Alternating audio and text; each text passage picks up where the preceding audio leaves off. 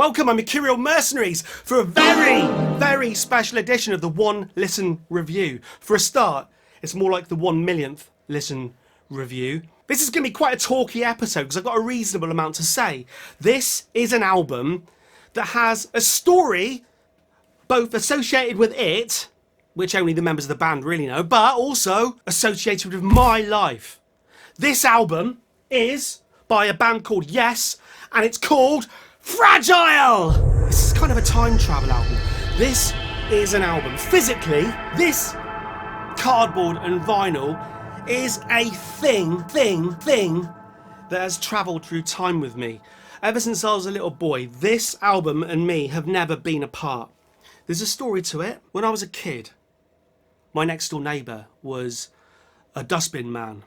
My old man's a dustman, he wears a dustman's hat, he wears gold blimey trousers, and he lives in a council flat.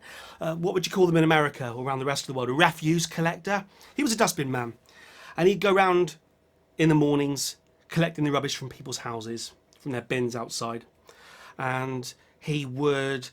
What was interesting back then was you used to be able to go to supermarkets and you used to have those coupons on products, like you'd have cereal packets and they'd have like 20p off, Kellogg's cornflakes 20p off, bran flakes 20p off, Oxo 30p off. And whereas I would always associate, especially nowadays, with if there's a coupon on a product or in a magazine or whatever saying 20p off, you could only associate that coupon with said product. So you could only get 20p off cornflakes. But back in the old days, and we're talking about the 70s here, he used to do this. You could use specific item coupons to get money off anything. So if you had a 20p off cornflakes coupon, you could get the 20p off any item. So what my next door neighbour used to do was he would take the coupons and the money off things off every product, from all the rubbish, from all the garbage, from every house. So he'd come back with like a wad that thick with an elastic band around it. And then you go to Asda's, hand it in at the counter, and they'd say, yeah, that's 50 quid off your food. Really weird, but that used to happen. And what also happened one day was my next door neighbour handed me, as a little boy, this album. He said he got it out of a dustbin, he saved it. Someone, so the first part of that story then, right, is someone in the early 70s, this album was released in 1971, someone in the early 70s bought this album, I would assume listened to it, and then chucked it in the bin. Pretty much when it was new. And he gave it to me, and he said, I've saved this album for you, Mercurial number 6. There you go. This was the first album I therefore ever owned. It's been with me, like I said, ever since. And for that reason, it's the most played album in my life.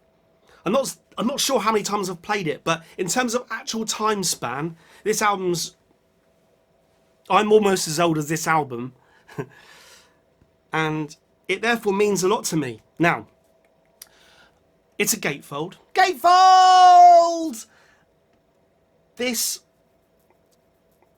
It's got lovely packaging, and if you remember rightly, those of you long-term viewers of this channel, when we reviewed Murder of the Universe by King Gizzard and the Lizard Wizard together, I mentioned back then that I thought there were similarities to the art style of this album to the album artwork in that album and its associated booklet, because this album has inside, it's the first example I owned because it's the first album I owned, but inside it has lyrics, and it has a booklet.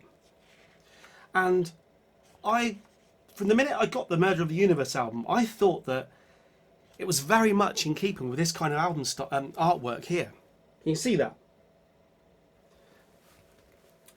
I thought there were definite similarities. Now, we'd obviously need Jason Garlia here to explain it to us, but as he's not here, there's just me and there's just you.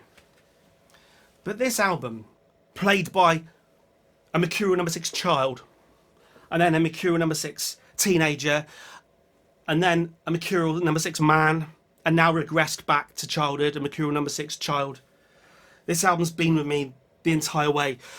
Now, I thought in the preparation for doing this about 5 minutes ago, I thought, no, I believe, because I know when this was given to me, this must be there or thereabouts. The very first pressing of this album, 1971. So I tried to do some research. You guys often talk about Discogs to me. What's that, like disc catalogues? So I had a little look on Discogs, and I know you can find out a lot of information just from the record label, the actual circular label.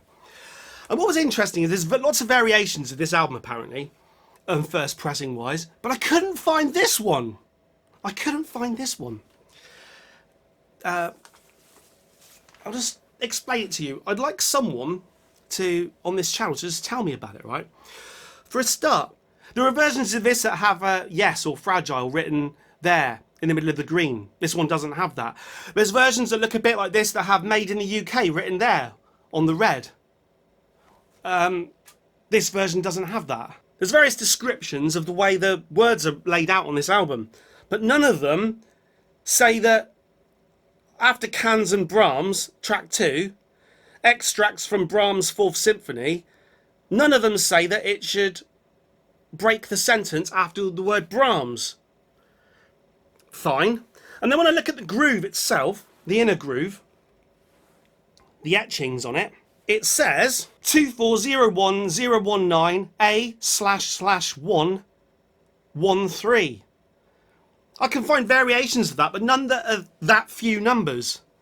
Side B, 2401019B//1, It just has a 1, nothing else, no other numbers. Side 1 seems to have an additional little bit where it says, it's either 2 circles or it says, I'll try and get photographs of it and put it on the screen now. So anyway, this is just for you guys out there. Just tell me what this means. I think this is pretty early anyway. Recorded in analog, put onto vinyl in analog before digital existed. So this, and this one throughout my life, honestly, has just been a beautiful sounding album. In terms of wear, this should be one hell of a worn album. Like I said, I'm almost as old as this album. So there's probably a fair bit of wear. However, it's never let me down, this album. Lots of things have let me down in life, but this album has never been one of them. Okay, so here we go. Starting with Roundabout, probably Yes's most famous single song. Well, now let's have my listening session with some sped up visuals. Comes in, starts with the backwards piano.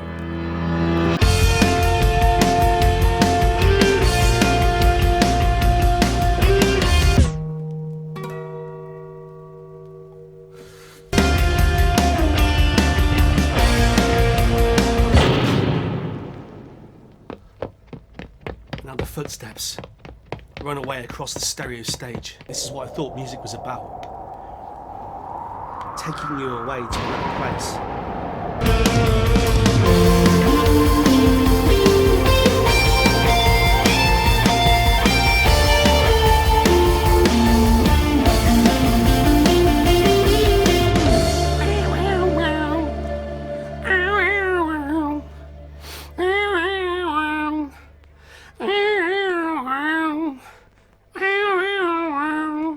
There you go, my mercenaries.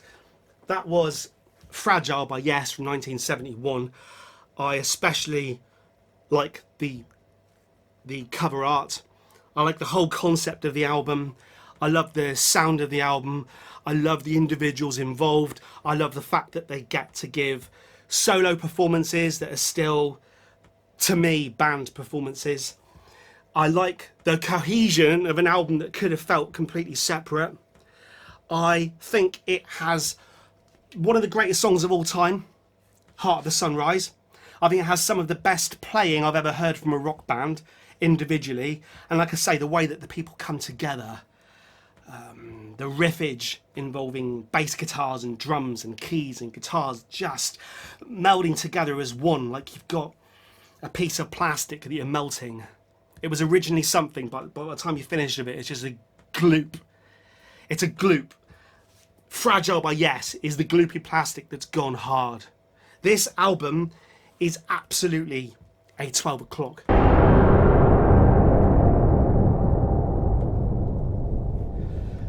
Thank you very much. I suggest you all go out right now, get hold of this album, and listen to it with a beer. Thank you. Press subscribe if you've never pressed subscribe. Press the thumbs up, press the thumbs down, whatever. Over and